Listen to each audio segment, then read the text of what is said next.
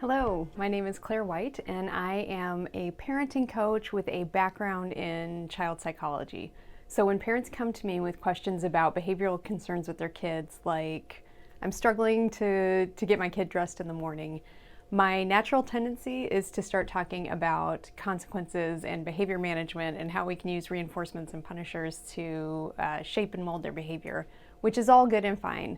But I was folding my family's laundry the other day, and I suddenly had this memory of a very practical thing that we used to do in our family that would really help with the tedious task of choosing clothes in the morning. For some reason, we tend to categorize our laundry. So we fold it and we put it away, or we have our kids put it away in different drawers. So if your house is anything like our house, there's a t-shirt drawer, and there's a drawer for bottoms, and there's a drawer for undergarments and socks. As much as that really plays to my desire to have things organized and orderly, it really doesn't make a whole lot of sense, especially when we're talking about kids who struggle to choose each of those items. So one of the things that I did when my kids were young is, before folding everything and categorizing it, the kids could go through and make outfits. Have the kids pick a shirt, a top, a bottom, even the undergarments, the underwear, the undershirt, the socks, everything. And instead of folding it and putting it away somewhere, what we would do is we would grab a hanger. And you know, they make those great kid hangers with the little clippy things on them. They can make an entire version of themselves on the hanger. The more fun it is, the more the kids will be into it. And so my kids ended up making what they referred to as themselves on any given day. So okay, we're gonna sit here and make 5 Claires for the week. So think about what you have going on each day and what different outfits you might want, but we'll hang up these 5 Claires, and then the night before, when they were going to bed, they could pick out which Claire they wanted to wear or be the next day.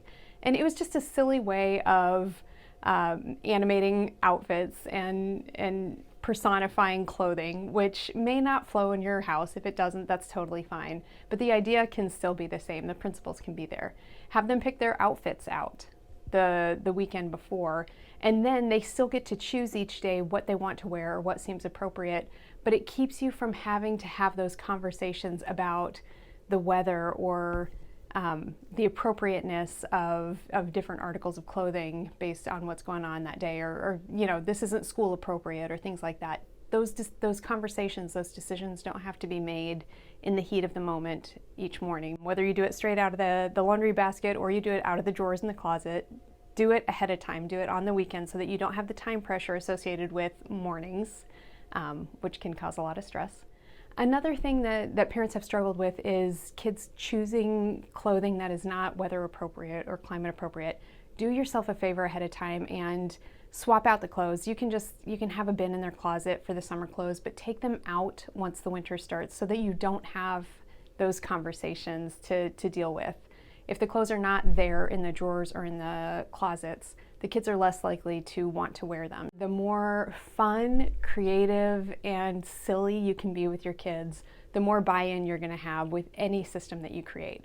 So if this is a handy model for you to follow, that's great. If it just sparks some ideas about how you could implement something similar at your house, go ahead and tweak it. Do what works for you and your kids. Try to figure out a way to get them really interested and bought into the system, and then stick with it. And remember that the first couple weeks that you're trying something new, it may seem like it's not working, or you might still be fighting some battles, but if you're consistent and you're calm and you work through them together, you might find that even a new system that doesn't seem to be working at first really ends up working well for you in the long run. My name is Claire White, and I have some additional resources available.